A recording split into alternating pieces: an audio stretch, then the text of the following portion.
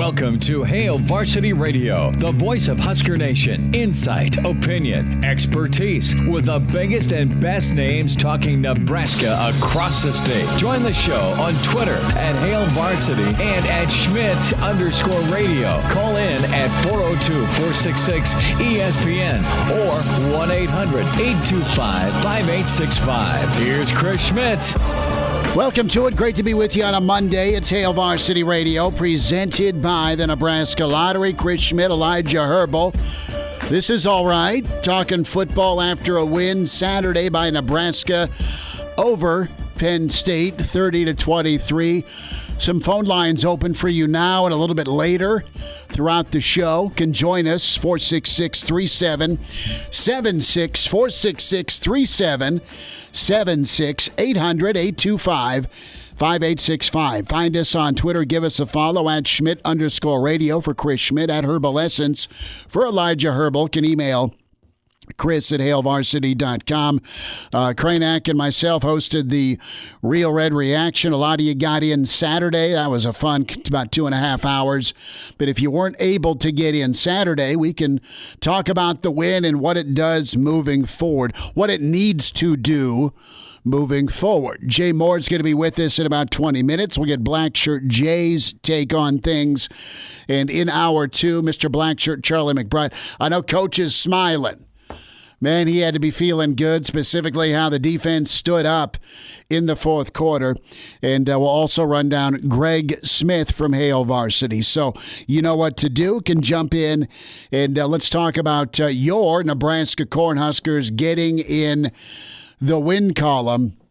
And when you look at the schedule, when you look at COVID 2020, when you look at the craziness of this season, you know, one of the opponents at first glance, after 3 different schedules, one of the opponents that I don't think anyone was going to circle in pencil or ink to beat for Nebraska was Penn State because of their lofty preseason ranking, all the talent they have on the lines of scrimmage, and just what they're supposed to be and what type of program they are.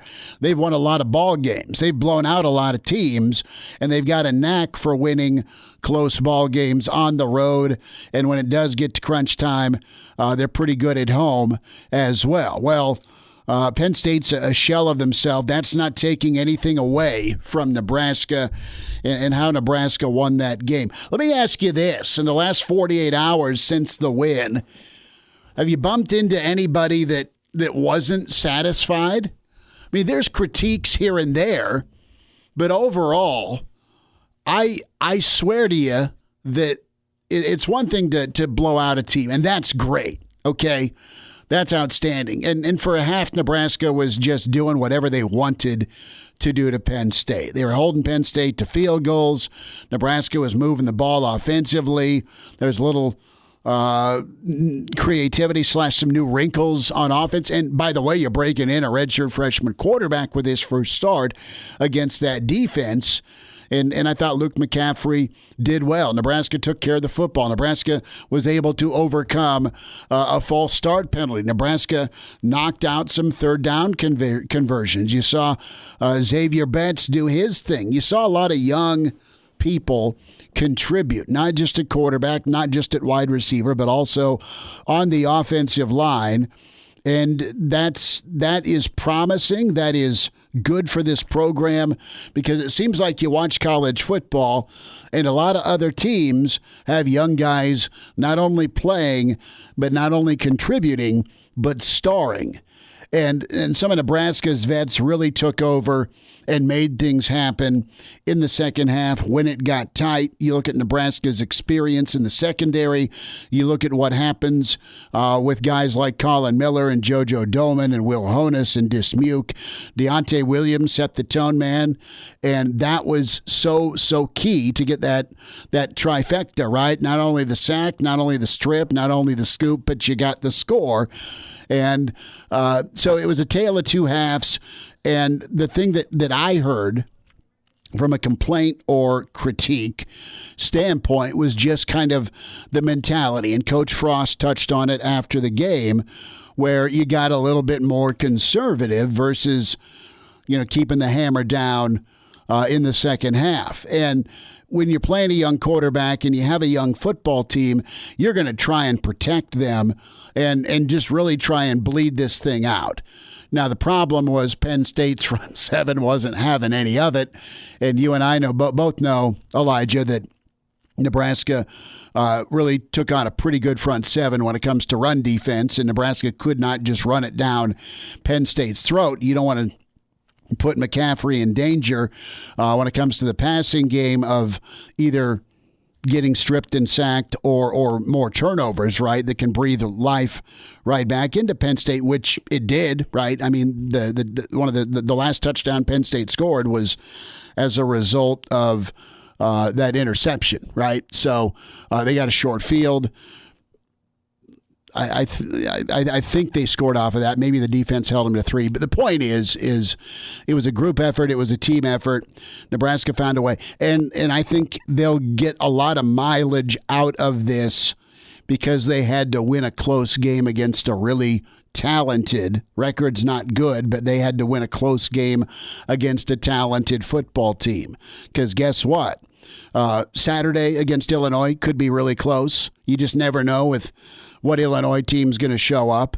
They've shown the ability to bite some people. You have Iowa a week from Friday. You know that thing's going to be close. You hope it's close if you're a Nebraska fan. And then with Minnesota looming. So there are more close games on the schedule. And I know Minnesota's a train wreck right now, but the one thing you see with Big Ten football more times than not, as teams get better. Teams get better, they improve. There's a lot of good coaches and coaching staffs in this football league. And by midseason or end of season, barring any hiccups or pauses for COVID, if teams can practice Monday through Thursday, they're going to get better. You've seen that with Nebraska's defense. They have gotten better. And in football in today's era, you are going to get gashed and you're going to give up some yards between the 20s. That's kind of the new normal for football. Is it okay to get 4 to 6 yards on first down running the football? Probably not, but that happens more times than not in football. Especially when you're taking on a team with the recruiting background of Penn State. So you're going to take it. You're not going to apologize. You're going to learn from it. You're going to grow from it. You're going to get better from it. And I think the topic of conversation now is, okay, the defense just played 91 snaps, and they made incredible stops in the red zone, specifically from the 11-yard line, okay? And they forced an 0 for 7 from Levis trying to throw the football around the 10-yard line. No DPIs, nothing like that. They got stops. They made plays. They were confident, and they were called on twice to do it because the offense could not run the clock out, couldn't get a first down, couldn't keep the clock moving. So how quickly do we see the offense complement the defense?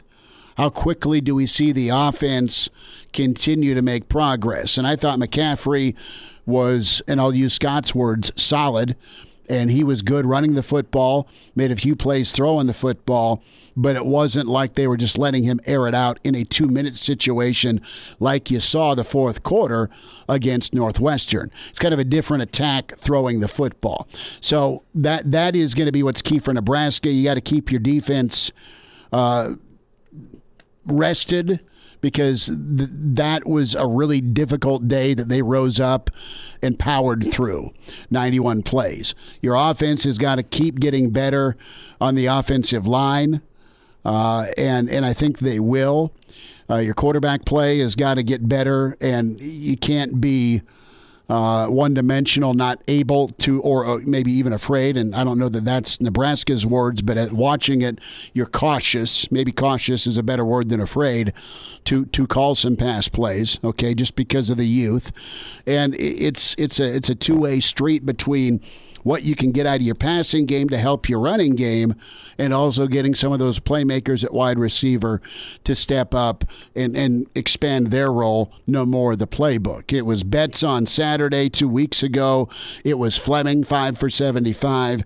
Can another young guy step up in the receiving game for Saturday against Illinois? So all in all, you're going to take it. You're going to run with it. You're going to smile that Nebraska got a win, and Nebraska got a win over Penn State, one of the blue bloods out of the East.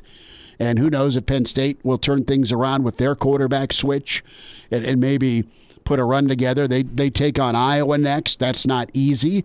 I don't know if this was the backbreaker for Penn State where they're just absolutely ready to tap out. That was the feel we got last week from the Penn State experts we talked to. You had a lot of people picking against Nebraska in Nebraska. You had a lot of people in Happy Valley picking against Penn State. And Penn State showed a lot of fight in the second half. They just didn't have enough to finish thanks to what Nebraska did in the Blackshirt defense. Numbers to get in, 466-3776. But really, that's my next step here as you look towards Illinois and beyond, because you're going to have tight ball games. Nebraska's better, yes, defensively. But what can your offense, what can you do progression-wise to be better? You scored 30 points, 24 on offense. That still is a work in progress offensively, and it needs to happen quicker. We'll see if that can happen. Yeah, my Uncle John lives out in Denver. He texted me Sunday morning and said, hope Husker Nation isn't too hard on Frost for almost blowing that lead. And I responded with, well, I mean, they had a lead, bro. From watching the game on Sunday or Saturday, I'm happy with the progress of this Husker team, because in that fourth quarter down the stretch, I just had this feeling of, oh man, Huskers in a close game. Here we go again. And then the state was empty. They needed to make a run to the liquor store in the fourth quarter, right? Because, I mean, I was talking to my brother like you're talking to your family, and he's like, dude, they're going to score. They're going to go for two, and this son of a bee is going to be 31-30, and it's going to be a walk-off for Penn State, and you're going to go from happy to sad to dejected to what just happened. I mean, that was the fear, because you've seen this movie a lot in close games with Nebraska football. That's why the way things shook out really could be beneficial. You beat a really talented team that's not doing what they need to do on the field. I mean, they've been gut punched 100 times this season. But for Nebraska, find a way to get it done on the defensive side of the ball. Because that was everyone's like, oh, what's the defense going to do this? You know, they have been as good or better than advertised. And the coaches have done a remarkable job. And the group of kids they've got playing football, they tackle, they hit, they're pretty quick to the football. They do their job. And there's always 3 or 4 red shirts around the ball carrier with guys setting the edge. Very few times do you see somebody leak out trying to attack the edge, right? And they're not perfect with missed tackles. There's a few here and there that still raise their ugly head. But for the most part, Nebraska will have guys fly into the ball, someone setting the edge, and the creaser opening closes pretty quickly. And Penn State had some success, but I'll tell you what, I mean, it wasn't easy sailing for Penn State. I know they ran the football for a lot of yards. I mean, over 250 yards, time of possession, total yards 501. But really, 2020 football and really the last 2 or 3 years as this thing's evolved, I mean, it's come into situational setups. And how are you red zone defense? I mean, Nebraska's, I think, 8 out of 16. Teams have scored 8 touchdowns out of 16 trips. That's pretty freaking good. And you want it to be better. They're top 30 in that. But the bottom line, my takeaway is how many times and how many teams can find a way to keep Penn State or pick a team out of the end zone in the red zone, not once but twice the final 3.5 minutes when you've played 91 snaps. Yeah, and that's incredible. And I'm going to run with that and say, tipping my cap to you, Nebraska, because that's a brutal situation. Yeah, running 91 plays, I think Penn State almost doubled up Nebraska in terms of time of possession. That was a second half where it just had all the feel of this defense is tired. Here we go again. But the defense, I think the number one sign of progress that I had on Saturday was look at all the splash plays that those defenders were making. Something we talked about over the summer, even through August and September when we didn't know if there was going to be football, was this defense is got to find people who are going to step up and make splash plays. You got JoJo Doman making splash plays. You had Deontay Williams making splash plays. We saw against Northwestern and against Penn State, Luke Reimer is stepping up and making splash plays. And that's what this this Nebraska Scott Frost system of defense is built on right now is getting those splash plays, getting your defense off the field, taking a 2nd and 4, getting a sack or getting a stop in the backfield, making a 3rd and 10, making it a lot more difficult. That's what this Husker team is finally doing this year. I didn't see it last year. I didn't see it 2 years ago with consistency. But now after 2 straight games against Northwestern and Penn State, where you're getting splash plays defensively, I am feeling much more encouraged as this year goes on. I'm seeing the progress. Well, and the defense got the football back enough times to forge ahead against Northwestern, and the offense didn't do it. The offense got 3 points. That's it in the second half. Nebraska's offense has scored 6 points in the second half of 3 games. So they are working on it clearly for the offense to show up in the second half. We'll hear from Luke McCaffrey, what he think of his performance. What do you think of Luke's performance? What do you think of Nebraska on Saturday? We'll get your calls in here at 466-3776, 466-3776, 800-825-5865. We'll hear from Jay Moore, Blackshirt Husker NFLer. Big Red Wrap-Up coming up in about 5 minutes or so. But the tackle numbers were pretty impressive. When you just go down the list here, Markel Dismuke led the way with 15, had some really nice plays in the red zone. Will Honus with 13, a good bounce back for him. JoJo played every single defensive snap and had 12 tackles. He was just big time. Colin Miller. And Colin, we'll hear from Colin Miller's presser today. Colin was nice. Colin's play on the screen pass was game-changing. So, thoughts from Jay Moore. If you're on hold, stay there. We'll get to you in a moment. Hail Varsity continues on a Monday. And we're back Fellas, think we could listen to the radio? on Hail Varsity Radio, presented by the Nebraska Lottery. Yes! That's awesome! Thanks for spending time. It's a Victory Monday with Hail Varsity Radio, presented by the Nebraska Lottery.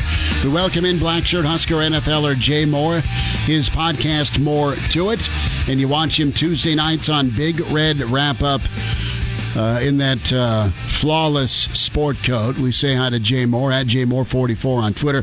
Jay Bird, how'd you celebrate? I celebrated by hanging out at the house and watching some golf and just hanging out with the fam. That's, it was kind of laid low. Just not much, we're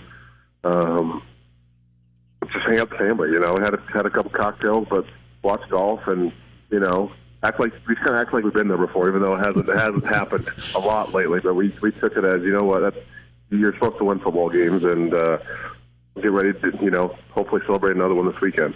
What's that moment like for a defensive player to be called on not once but twice to go close out a game? It's great. You want to be put in those situations. You want to win the game. You want to make those stops. And for years, you can go back and for a lot of times, and especially here in the last handful of years where the defense had opportunities to win football games, they just couldn't do it. And they stepped up big time and got it done. They, big fourth down stops. The yards were, they were able to move the ball at ease sometimes, but again, it's not about yards, it's about points. And the defense held up fantastic in the red zone and especially late in the game, getting 2 fourth down stops. So the biggest thing is now you can build off that. And also it shows Frost that let's maybe we can take the reins off a little bit off this offense and get the tempo going, because our defense has shown it can bow up and step up when it needs to and make some plays, and we can kind of go faster and quicker and get that tempo up a little more. But it's the defense has played great the last 2 games. I mean, it's you can get a lot of confidence and build up to this one. Going to Illinois and then the Iowa, next week or the Thanksgiving weekend. So hats off to those boys, because they played their tails off and they single-handedly won that football game. Jay Moore's with us here on Hail Varsity Radio. And Jay, if you would have told me on Friday that Penn State would have had 500 yards of offense and the Huskers would still get the win, I wouldn't have believed you. But they did just enough to get the win. I mean, you're a guy who knows defensive line play, and I thought the Huskers' pass rush looked good, especially at the end. Ben Stilley coming up with a big play at the end. But are there any things that you think need to be cleaned up still moving forward for this defense? Yeah, it's just, it's small things.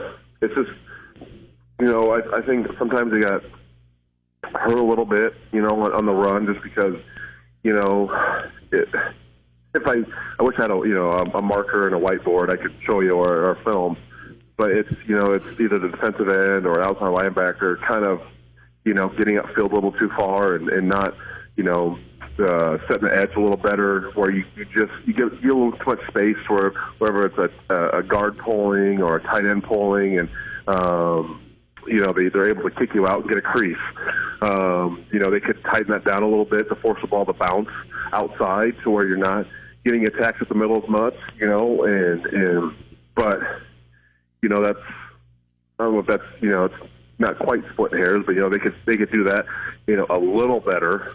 But, again, I thought, the secondary played very, very well against, arguably one of the better wide receiver cores and tight end groups that they've seen since Ohio State. Linebackers played great. Will Honas, Colin Miller, Luke Reimers, Joe Doman, they played fantastic.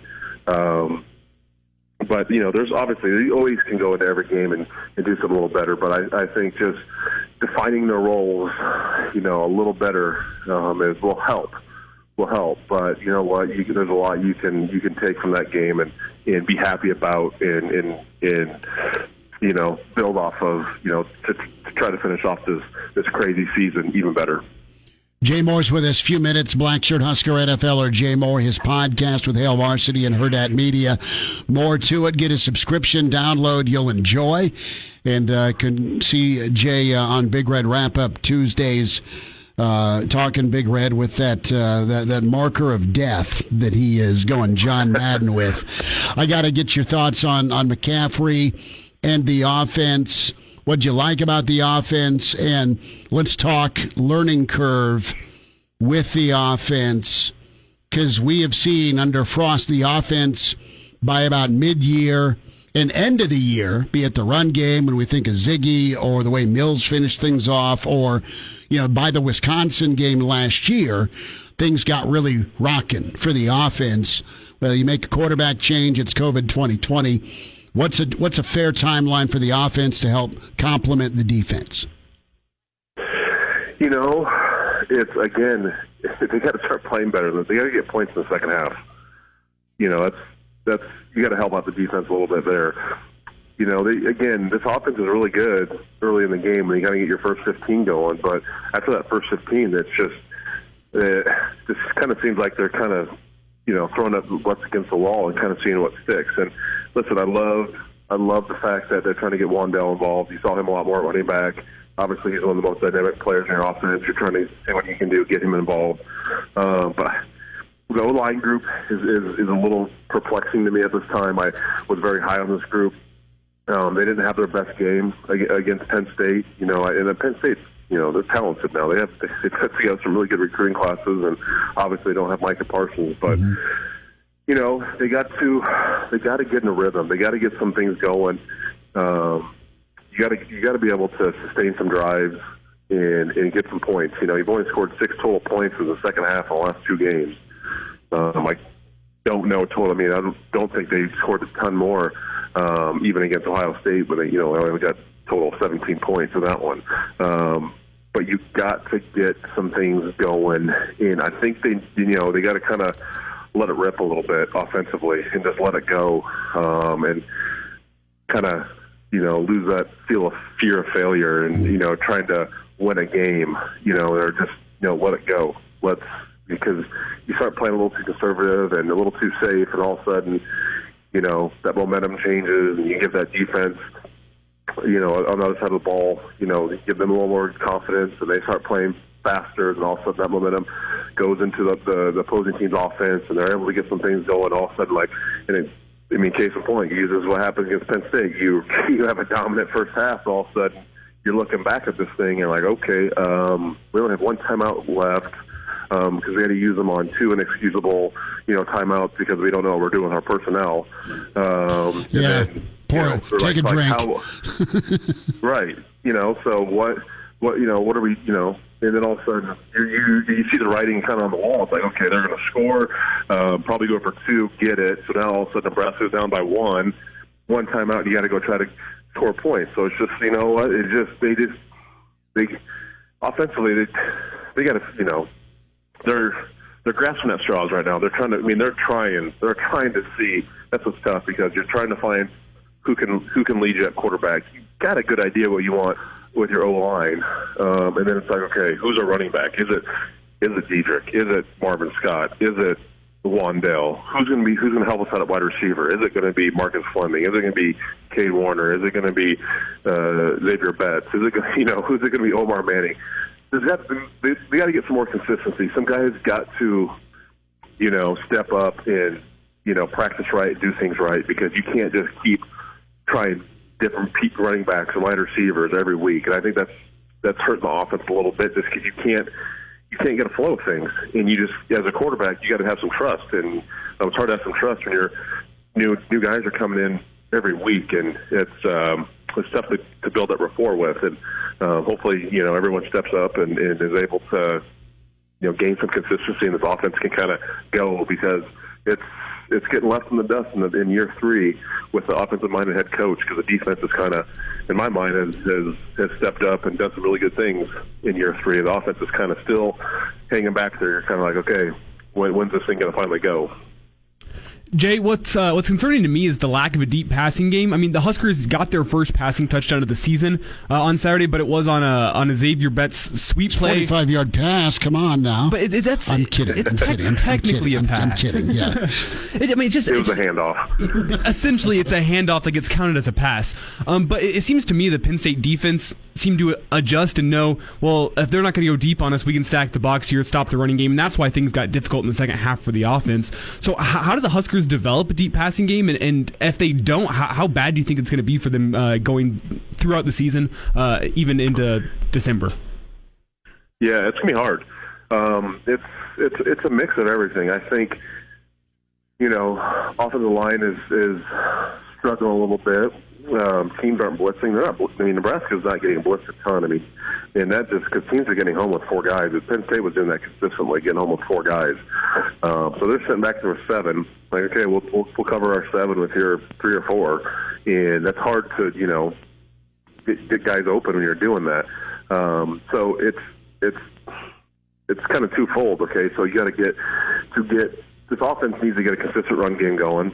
So the teams respect that run game. So you got to kind of commit one more guy to the box, and then that's how you start burning guys. Is okay, you're sitting back there with 8 guys. You've got 8 guys committed, or even 7. Okay, now we can kind of get you here with some passing. But you got to get consistent play at your wide receivers. I mean, Cade Warner drops one in the end zone. And again, like Marcus Fleming was really consistent against Northwestern. Didn't see him a whole lot against, didn't see him against Penn State. Omar Manning was out there against Northwestern. Didn't even dress. Xavier Betts is getting, you're getting a little more familiarity with him. You just kind of have the guys step up and start playing better football and practicing better. But honestly, it's going to start by, getting a better consistent run game, and that's going to start with the O-line. The O-line has to play better. That's your most experienced veteran group. Those guys got to play better. That's first and foremost. So those guys start playing better, given more time, get the run game going. And now you're cooking with peanut oil. So those guys got those 5 guys in Coach Austin. They got to get them going. If you can't, then it's going to be tough to get a whole any offense going if those 5 guys up front keep struggling. It's Jay Moore, Blackshirt Husker NFLer. Jay, about 10 seconds. What's on the podcast? More to it.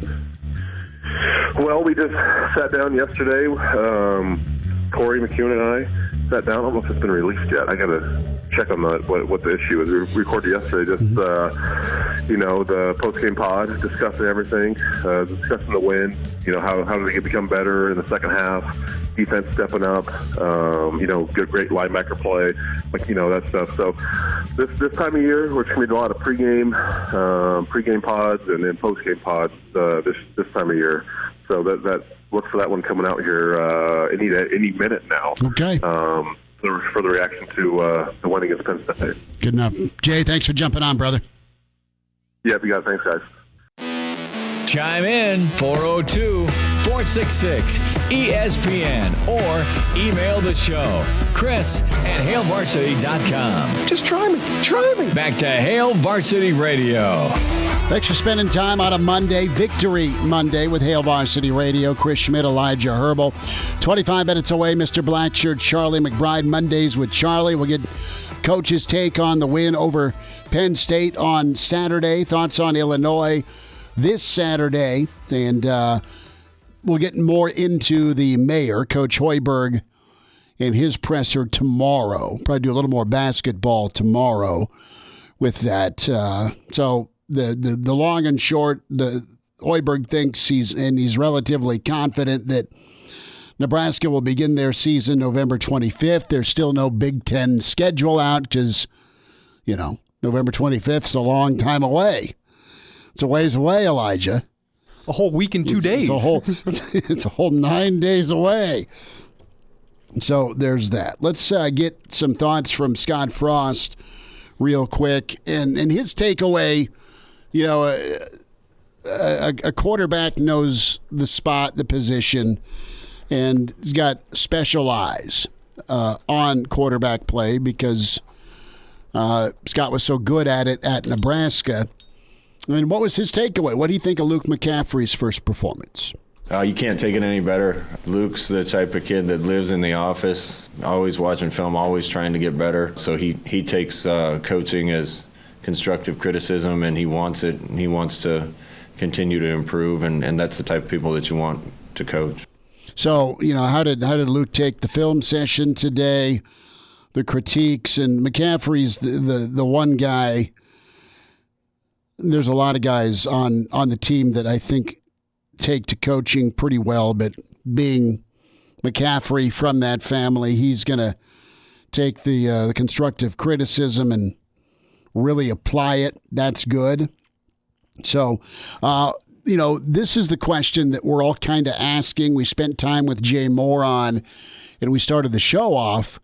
Kudos to the defense. Well done by the Blackshirts to save the day.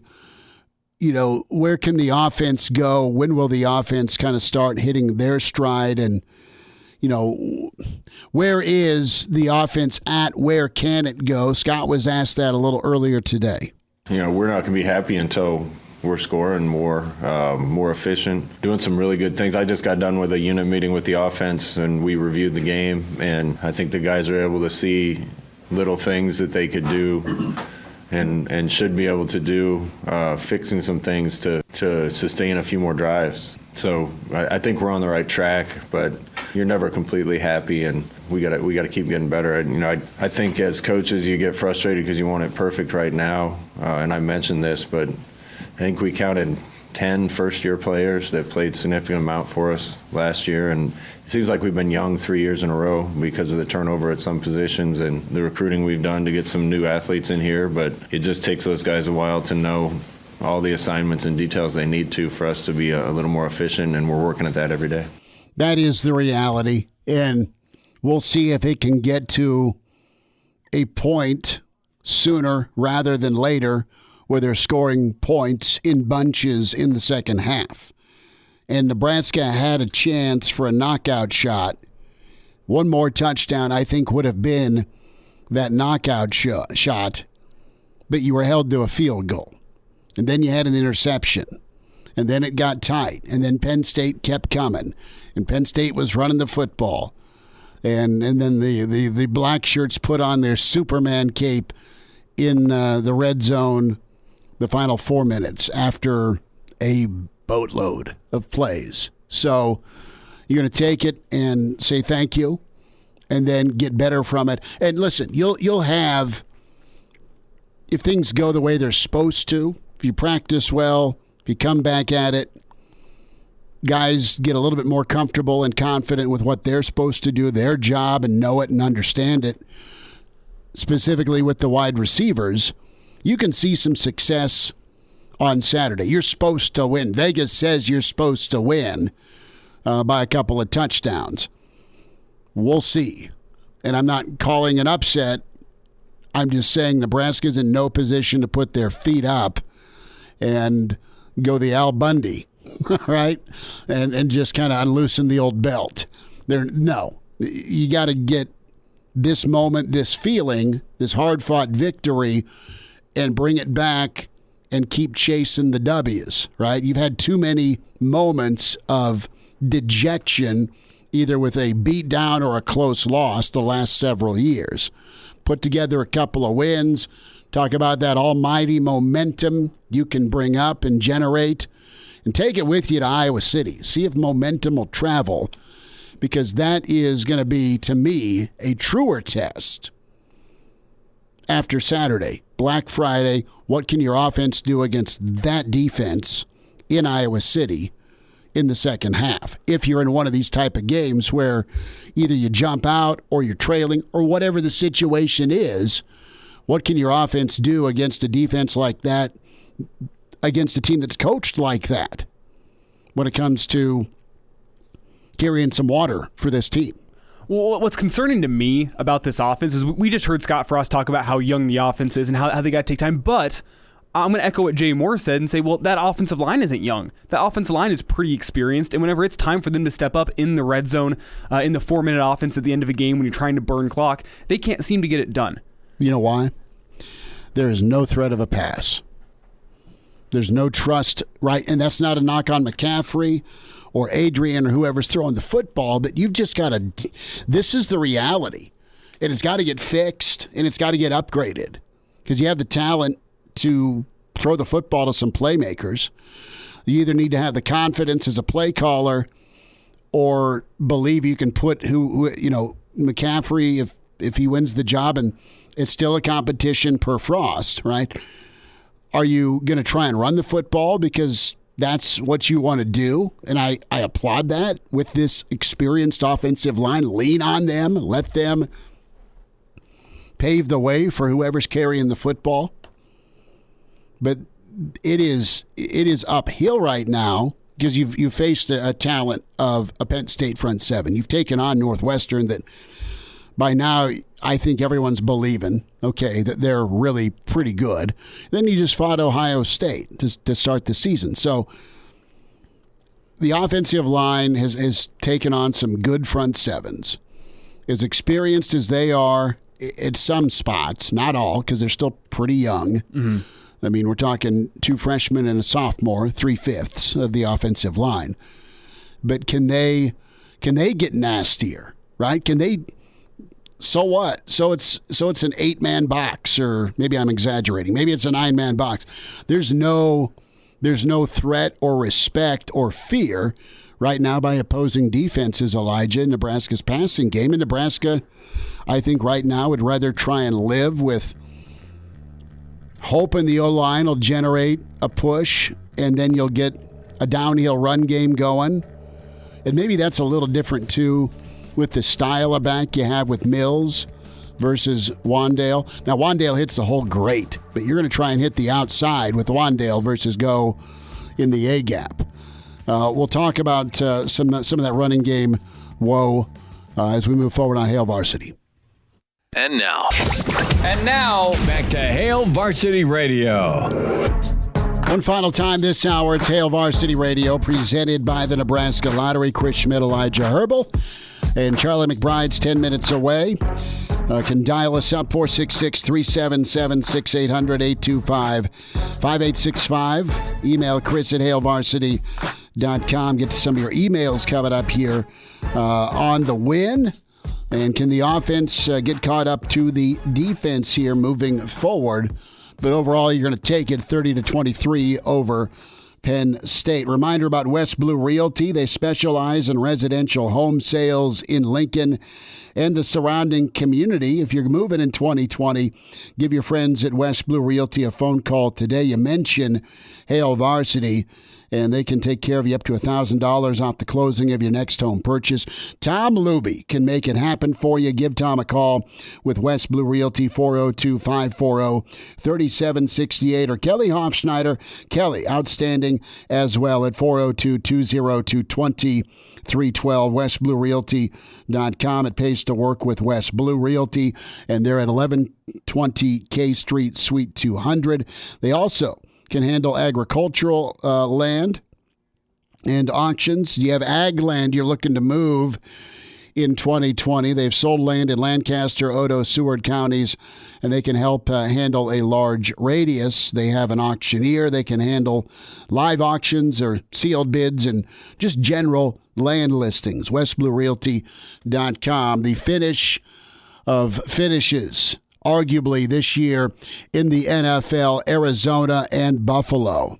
Murray back to throw, flushed out, rolling left in trouble, slips a tackle, got to launch it. He does. Left side, into the end zone, jump ball, and it is. Is it caught? Is it caught? Oh my goodness, it's caught! DeAndre Hopkins caught it! He caught it for a touchdown with 1 second left! I can't believe it! Oh, I could believe it.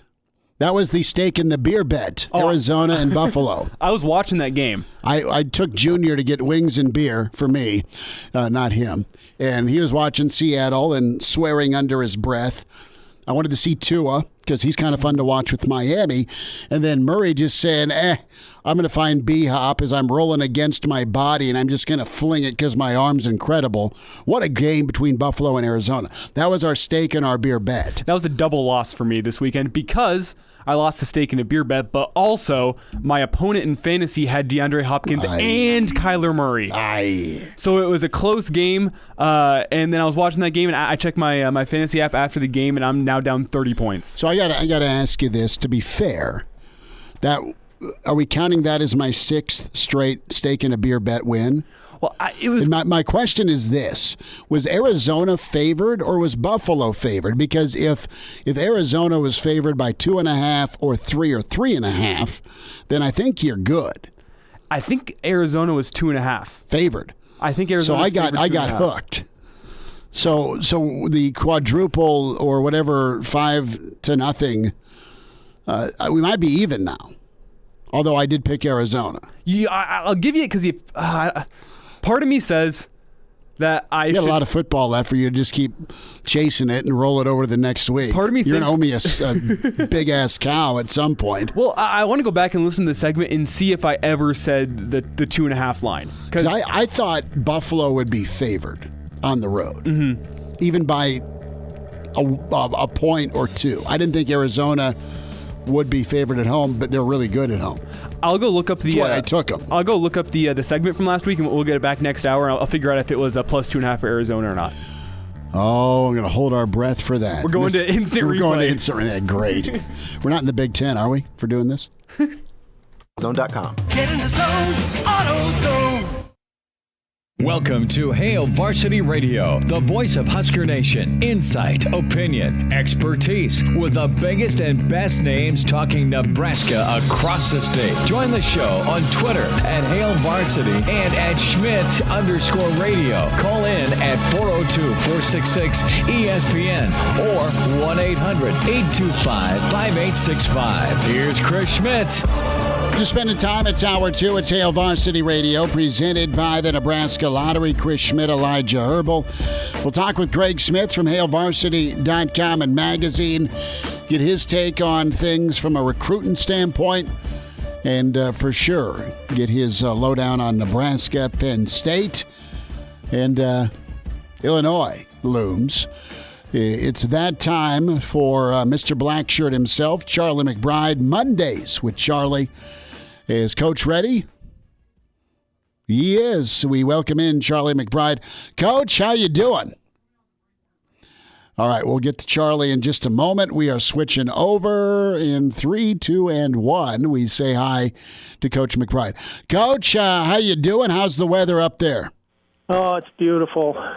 It is. It really is. I spent most of the day raking wet leaves.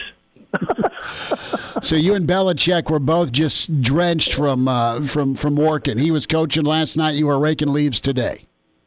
Oh God! I'll tell you what. That's about par for the course, isn't it? It is. Well, it might get a little soggy Saturday with the forecast in Illinois coming in, but I want to talk about Penn State and Nebraska. And how about those 2 red zone stops by the Blackshirts, raising up? What'd you think of Saturday's effort by Nebraska? Well, those kids, that'll make them believers, and that's the thing that has to happen. I mean, you can get yourself run down, and it looks a little bit like Penn State's kind of in the tank a little bit. I mean, I think that. It's not helping to have this virus running around either, but that can happen. And if you look at it, Michigan, Penn State, you just look at the tough times they're having, and people, here's programs that have, never flinched really. Probably 2 more consistent programs, and then that's what can happen. And that's the same thing as thinking you win a game, thinking you're going to win with a minute or so left, and everybody's clapping, hitting each other on patting each other on the back. And boy, that's if there was a pet peeve I got, that was it. And then all of a sudden you get beat. And then everybody's standing there, and they're not clapping so much anymore.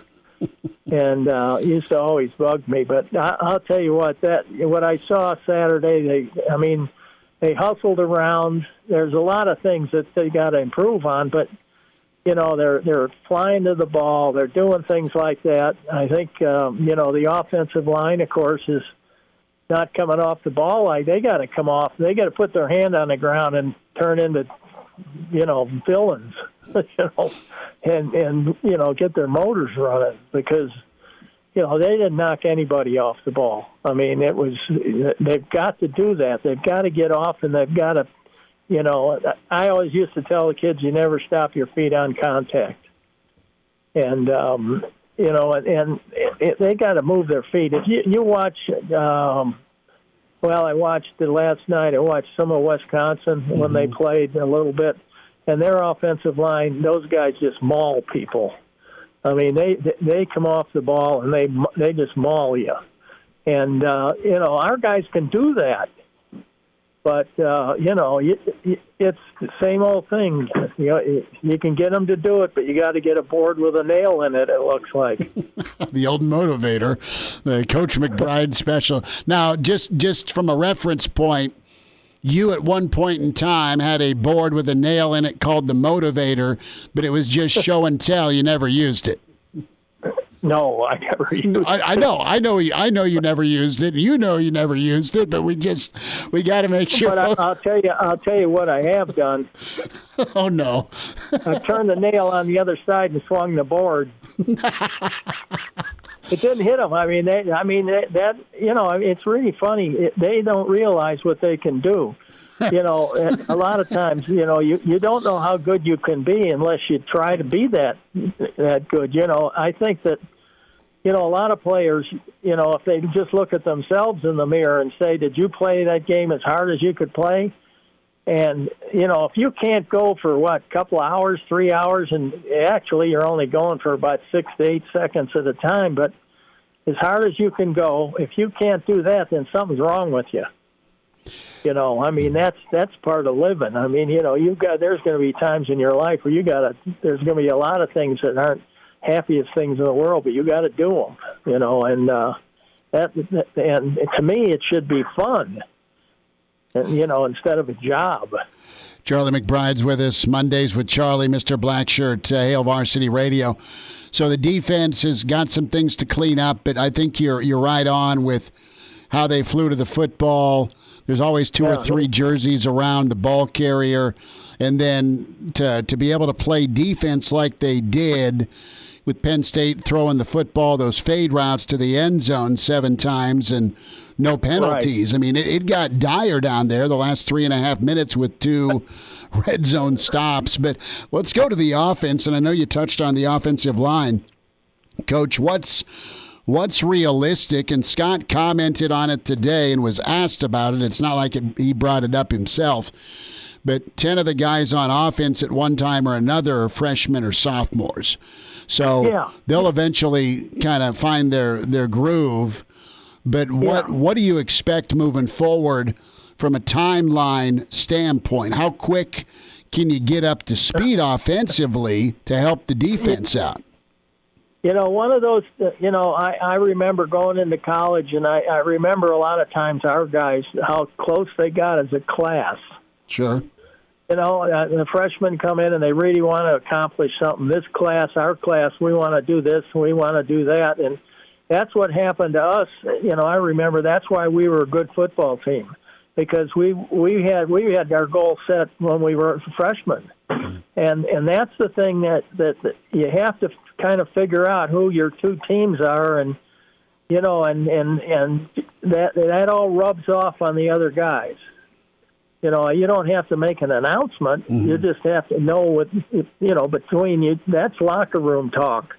But you've got to do it in the locker room, and you've got to mean it, and you've got to, each guy's got to do their part. And I think like the other day, I mean, to me that the play where he knocked the ball out of his hand, Williams, picked it up in the end zone for a touchdown. That's a super play. I mean, that's big time stuff. That's the kind of things you're looking for, is guys who can do that kind of thing.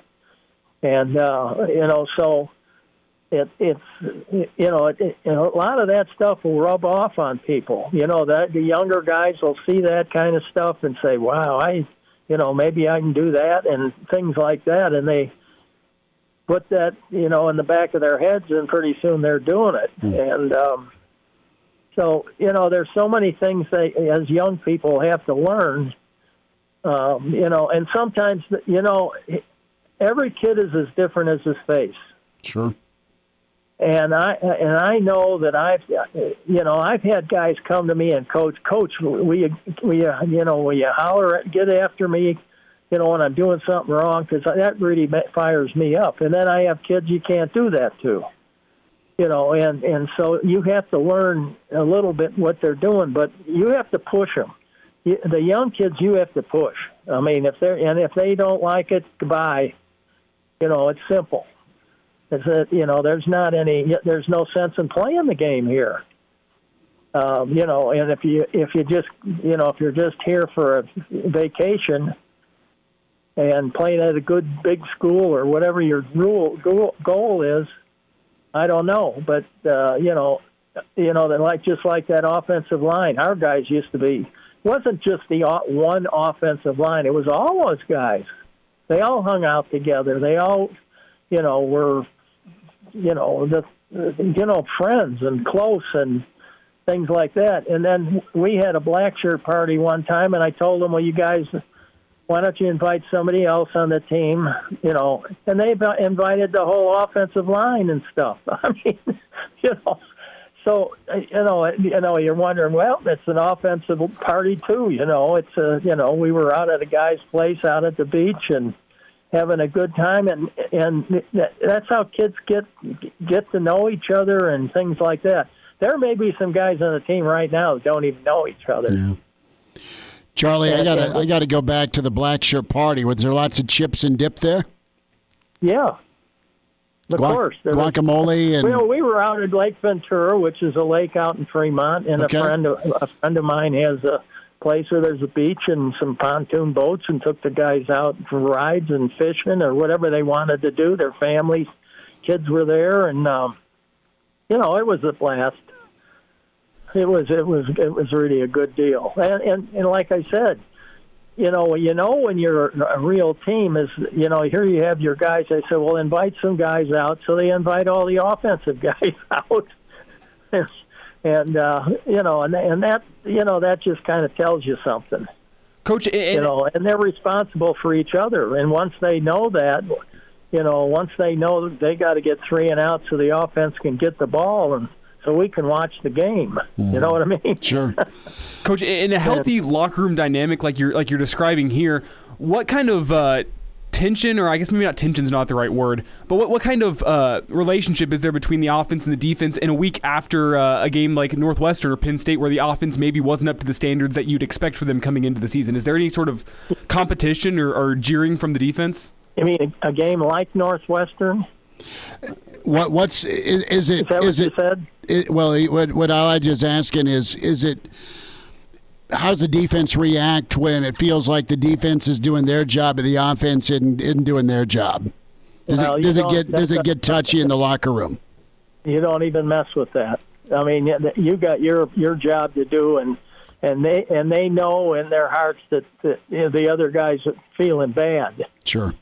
You know, and so you got to be positive with them. I mean, you've got to help each other. You can't point. You don't point fingers. If you start that stuff, you got cancer, and that stuff, and that's not going to go away, because if two guys start going, and then it goes to three guys, then four, then five, and it spreads like wildfire. You gotta help each other. I mean, you got to encourage each other. You got to help each other. You got to congratulate each other. You got to hug each other. You got to, you're all one team. It's not. That's why I told the kids. Here the Blackshirts go out. Everybody gets the guys that are in maybe the first 12, 15 guys get Blackshirts, right? Mm-hmm. Well, those other guys are going to play too. So when it says Blackshirts do a good job in the paper or this and that, everybody's a Blackshirt. I mean, it's not like, you can go home to your hometown and people want to know what you play. Tell them, well, I'm a Blackshirt. And you don't have to be a first teamer, and so it's a team thing, and when kids get that in, right now they're just scrambling around trying to hope they can do the right thing, and when they learn what they're doing and are able to, turn it on and do it with confidence and everything else, they're going to be a much better team. Yeah. Coach, got a couple minutes here. I want a thought from you on Luke McCaffrey. What you saw from him. It was his first start. He's really dynamic, and the passing game's kind of a work in progress with the youth, right? And that's one thing that Nebraska needs to improve on. But overall, what did you think of the quarterback play? Well, I thought, there was no comparison in the game because there wasn't any. Nobody else really played. But, I mean, I thought he's a winner. I mean, he was a winner in high school. Mm-hmm. He was a kid that, I heard about, all of the family, they have good genes. They've got a family of kids that are real competitors. And, I think Martinez is a good quarterback now. Mm-hmm. I mean, I don't,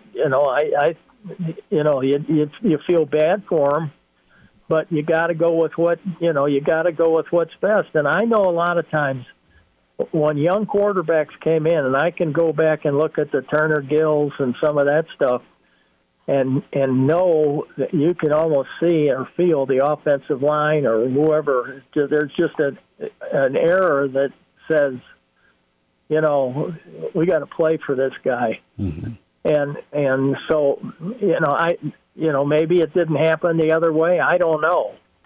But, that's usually what, a lot of times what happens is, an offensive line, that's, if they're blocking for guys they really care about, they're going to play. They're going to play even better. Coach, last thought here, about 20 seconds. What do you think of Saturday against Illinois?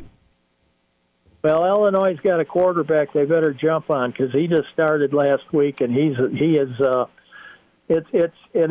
a little bit like Robinson or somebody playing quarterback. Sure. Quick, fast, a dart that can throw the ball, and of course the kid at Oklahoma yesterday in the Cardinal game that came from Oklahoma, he's that manner. You got to be ready, and they won with him, and so they're all fired up. Yeah. And they've got a good team. They got a pretty good defense. Mm-hmm. So the offense is going to have to really pound it. I mean, they're going to have to, get after it. And, of course, the defense is going to have to be careful because, keep two eyeballs on him, Sure. all the time because he can hurt you. But if you get to him early and you bang him around and, you pour the coals to them early, they fall apart. Charlie McBride's with us. Coach, can't wait to talk to you again next Monday. Keep that good weather up north, all right? Yeah, I'll do it. Okay. Take care. Thanks for having me. I'll talk to you next week. And now, back to Hail Varsity Radio. Be sure to get Charlie McBride on the on-demand section, ESPNLincoln.com. Full podcast going to be uploaded for you with Hail Varsity, with iTunes. Subscribe to us, give us a rating, Spotify, Google Play, and a podcast you want to hear from. Obviously, we told you about Jay Moore's podcast with Hurrdat Media. Greg Smith and Jay Foreman, man, they just kill it every week. Their podcast is awesome. The breakdown, the thoughts, and we welcome in with HailVarsity.com and magazine Greg Smith, recruiting insider at Greg Smith HV on Twitter. Greg, we were just talking about Illinois, right? And what do they do at quarterback? We'll get your take on Penn State in a moment, but do you keep rocking with Isaiah Williams, or do you go back to Peters, who I know he's a high-profile dude and a Michigan transfer, but he's not done a whole hell of a lot for Illinois in his career. Yeah, that's exactly right. If it's me, I think we go with the future and try to keep rocking with Isaiah Williams to get him that experience. I think that just makes them more dynamic. But I think if you're a Husker fan, you'd prefer they go back. Bring in Brando. Yeah, because he's more of the style of quarterback that Nebraska has done well against. And we got to see a little bit of taste of that this weekend in that Penn State game. So of course Lovey's going to play it a little coy there. Mm-hmm. But I think you're hoping that Brandon Peters reclaims his position there. So Greg, give me your Saturday takes and a thought here with what give me the good, give me the bad, give me the ugly. The good for me is definitely the play of the defense. I think you also need to grade that on a little bit of a curve. You see the yardage was a little high, but they also faced 90 plays, so that's always something. I think that a year or two ago, that game goes a different way based on the number of plays that Nebraska played, because I think they would have wilted in that situation in previous years, in part because the depth was not where it is now, and another part, we're not playing as well as they're playing right now. I'm really impressed with Eric Chenander and what he's got going on defense right now. It feels like overall the defense is faster. They're more sound tackling. It feels like a deeper group as well. I feel like they've made a lot of improvements, and that's really on all three levels of the defense. And they're getting pass rush. They're getting enough to really affect quarterbacks, and I think that those are all great signs for Nebraska. Actually, I thought that the debut of Luke McCaffrey was fine.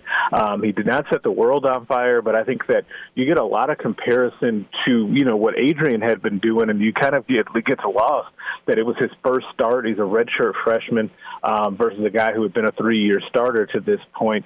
So I was okay with that. But, of course, the ugly in this game was the second-half offensive performance, and I think Frost owned that in the post-game by saying that, he thinks he got a little too conservative in that second half and trying to make sure they got out of there with a victory.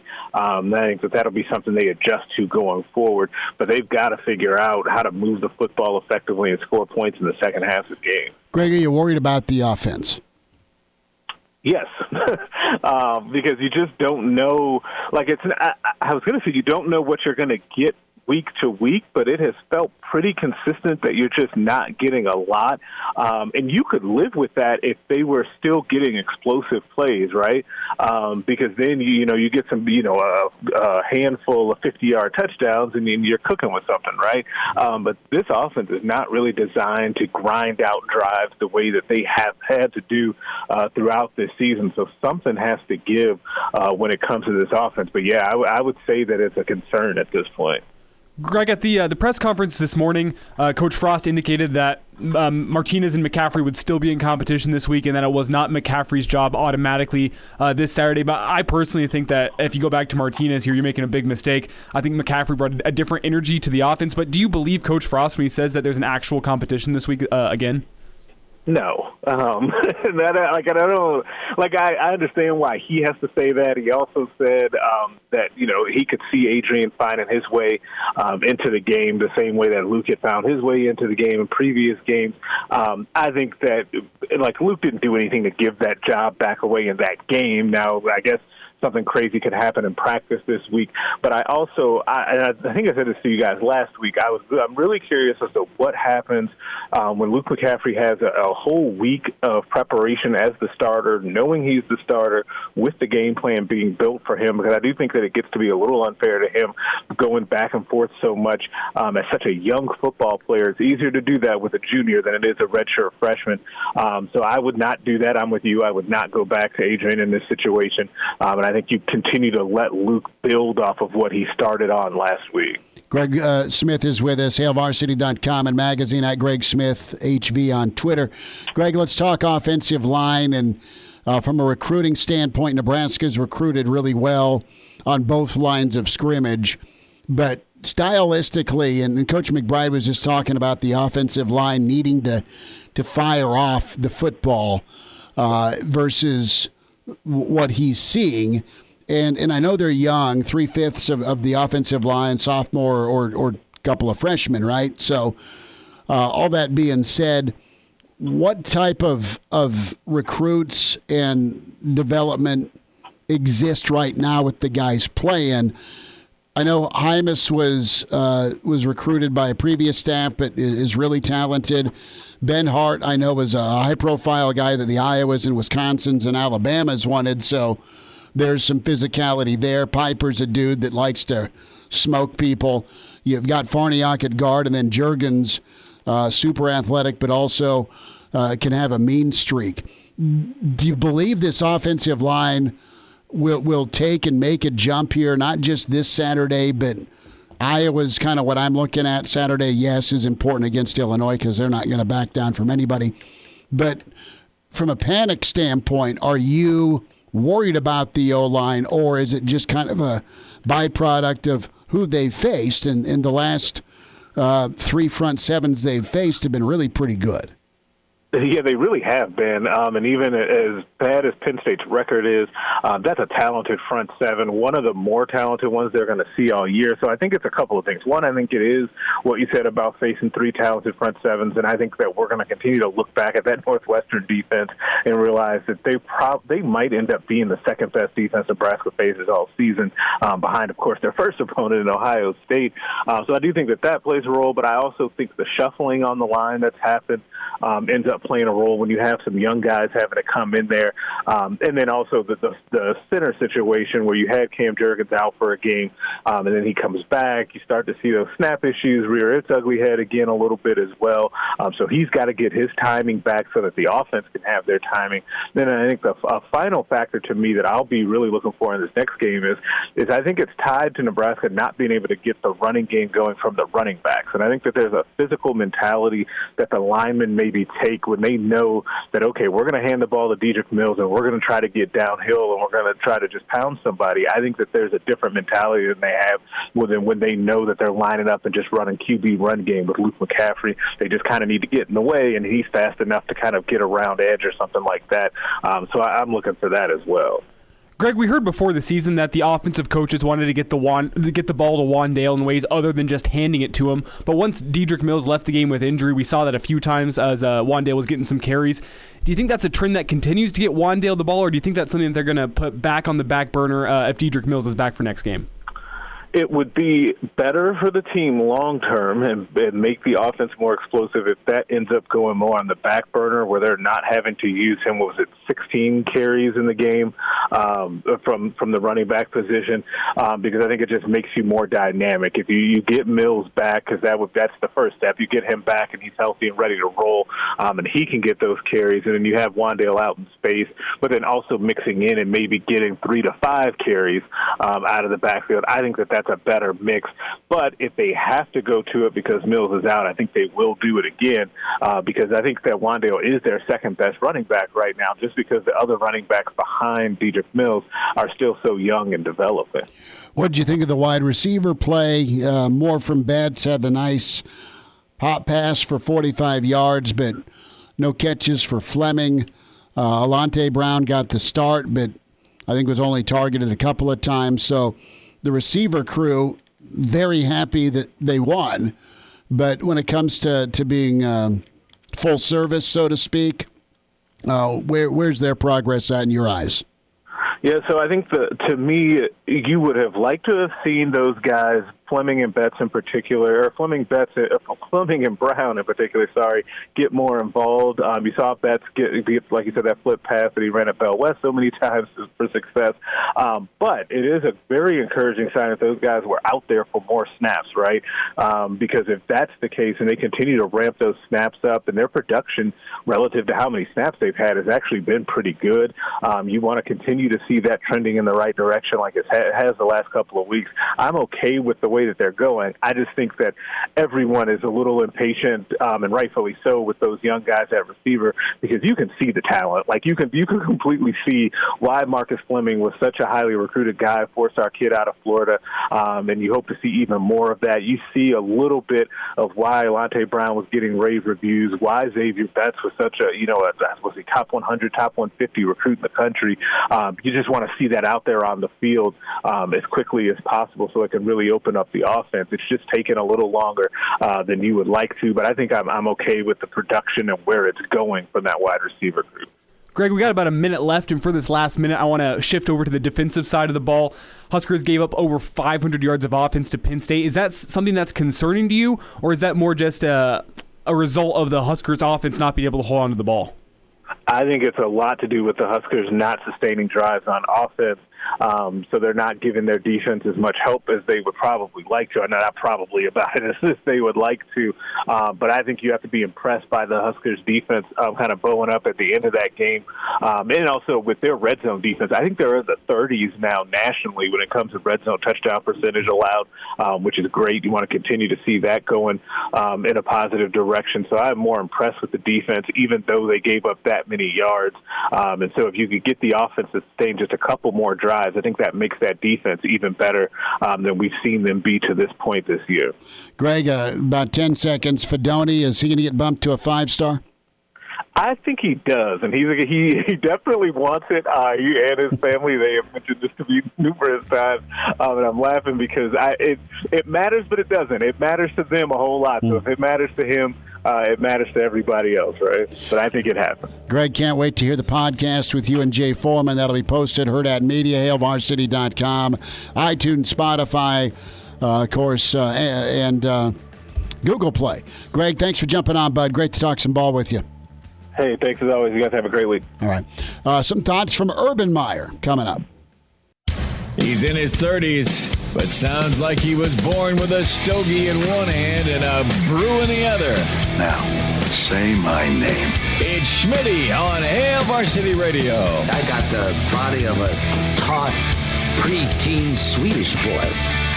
Thanks for spending time. It's Hail Varsity, presented by the Nebraska Lottery. Open phones till 646-637-76800-825-5865. Can email Chris at HailVarsity.com. So we'll hear from Urban Meyer in a moment, and this to me is kind of a shot at Penn State and Michigan. But first, Elijah Herbel has gone to instant replay from last Friday for our steak and a beer bet. I'm working on 6 consecutive victories over Elijah. And I said, sure, I'll take Arizona again. You get Buffalo. And the hook was what? 2.5, 3, 3.5. And I wasn't sure who's favored. Apparently Arizona was favored. So is Elijah off the hook on a incredible bad beat? It shouldn't have been close. I mean, it was a miraculous Hail Mary from Murray to B-Hop. So what does the tape say, Elijah? Let's see. Cardinals are a 2.5-point favorite. What is what I'm seeing? All right, you pick. Who do you want? Give me the Bills plus 2.5. Okay. That was not doctored.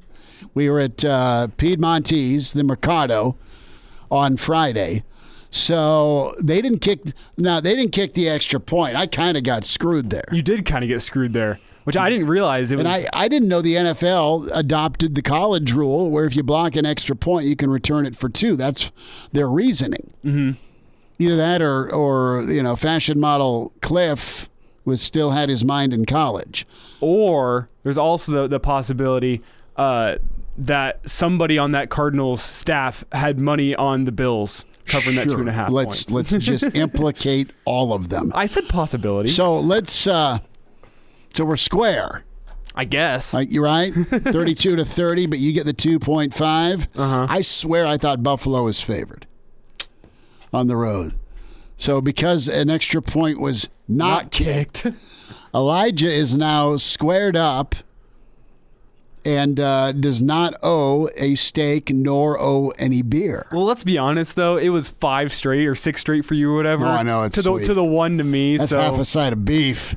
So, yeah, I think I still owe you a steak and a beer. We'll figure it out. You're all right. You're a broke college kid not earning millions of dollars doing radio. Bless your heart. We'll see. Well, let's see. If by the end of the year I can overtake you, if I can reel off 5 or 6 straight here and I overtake you. That will not happen.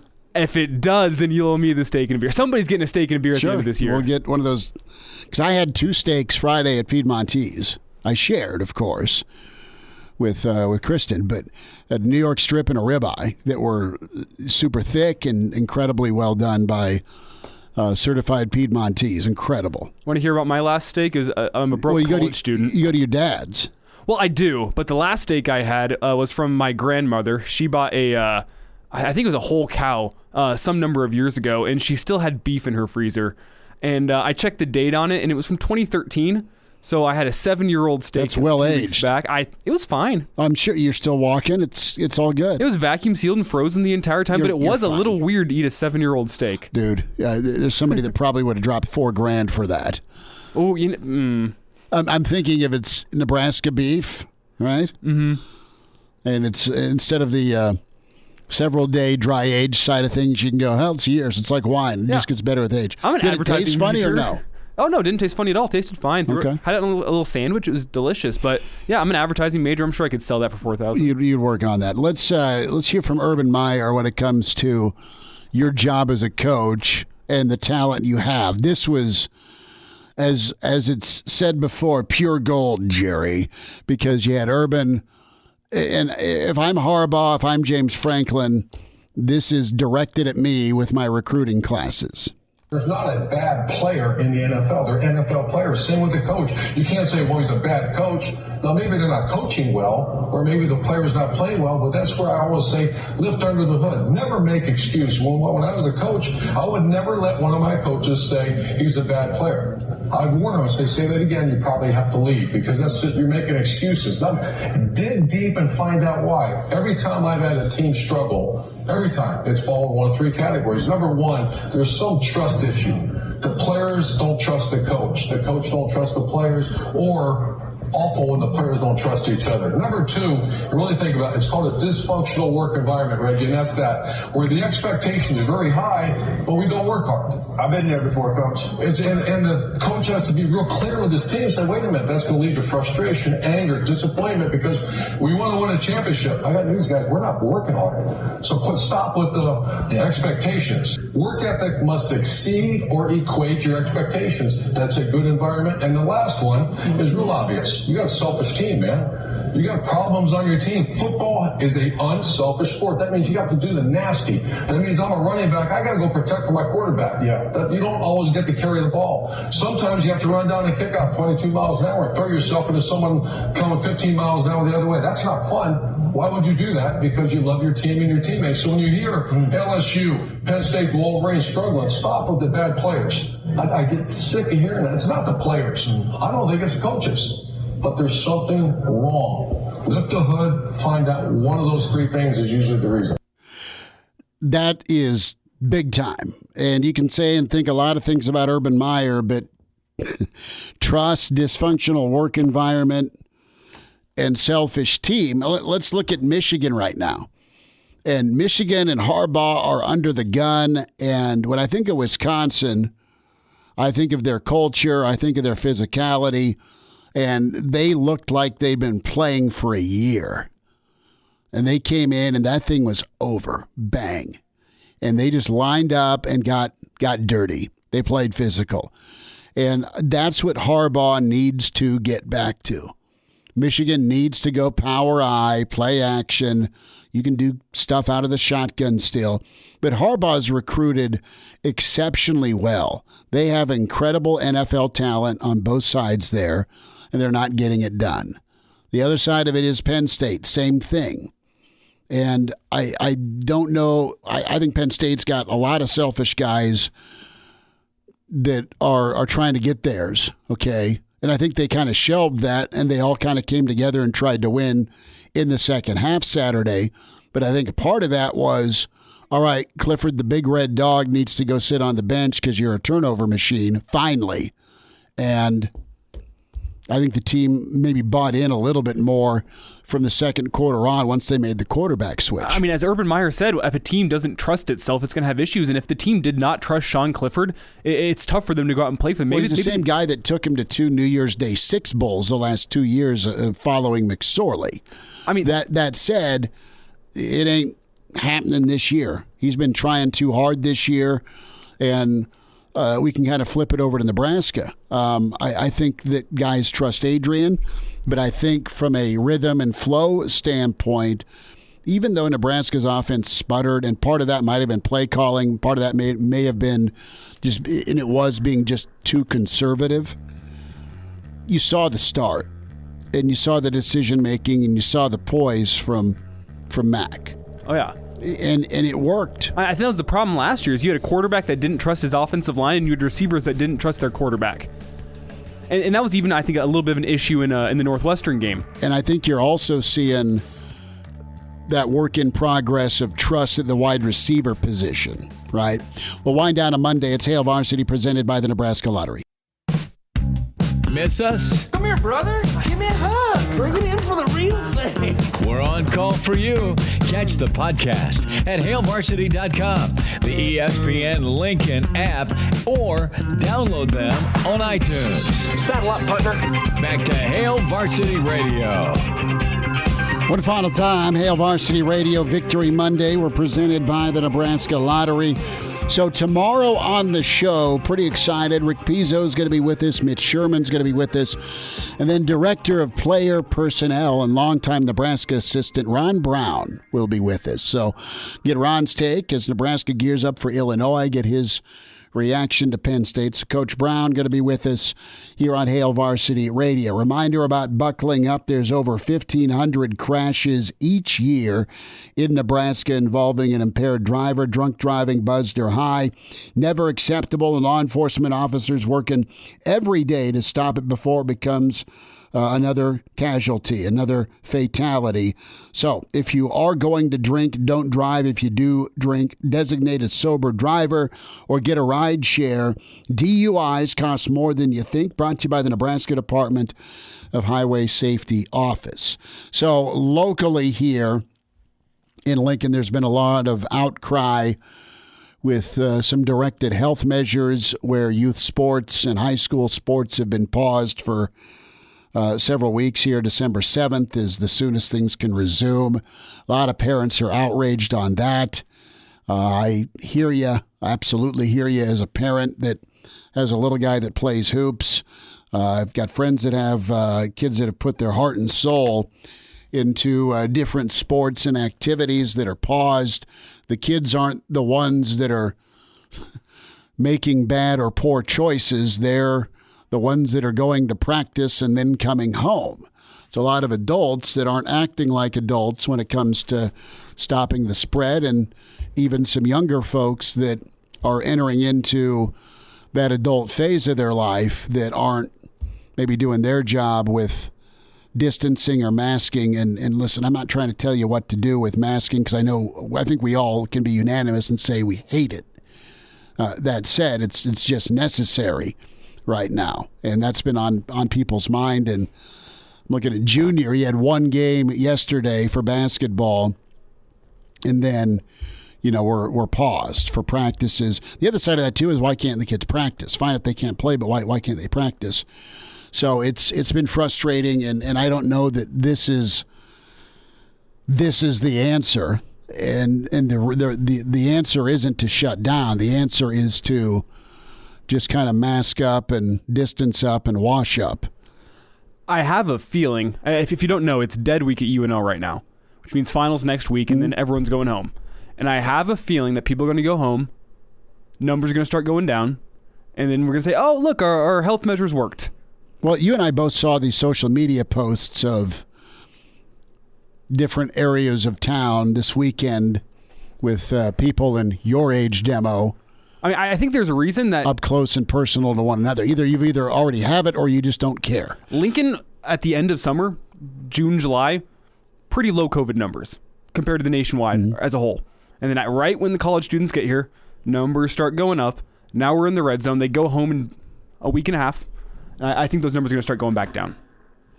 Either that or they're going to take it to grandma and grandpa. Or that could also be a possibility with Thanksgiving coming up too. Well, you tell me this, with your crew, not you and your friends, but just the fatigue level from people your age is probably pretty high. Oh, it's out of 10, yeah. Out of 8. Probably, yeah. No, everyone's just done with it. Well, we'll talk more football and hoops tomorrow. Thanks for spending time with Hail Varsity, presented by the Nebraska Lottery.